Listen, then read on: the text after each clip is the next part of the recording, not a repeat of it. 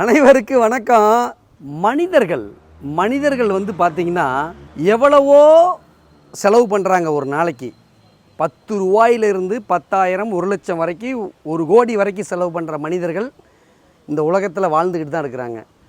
நம்ம எண்ணெய்க்கு மட்டும் சில பேர் கமெண்ட் பண்ணிகிட்டு இருக்காங்க, ஏழைகளால் நடுத்தர வர்க்கத்தால் இந்த எண்ணெயை பயன்படுத்த முடியாதுன்னு. ஏழை யார்? நான் கேள்வி கேட்குறேன். ஏழை யார்?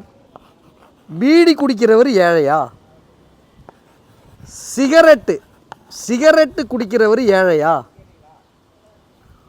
போண்டா பஜ்ஜி வடை இப்படி எல்லாம் சாப்பிட்டு சரக்கடிக்கிறவர் ஏழையா? சொல்லுங்க. இவங்க எல்லாருமே நம்ம எண்ணெயை பயன்படுத்தலாம். அதனால் ஏழைன்னா யார் அப்படின்னு எனக்கு முதல்ல சொல்லுங்கள், சரிங்களா? நன்றி.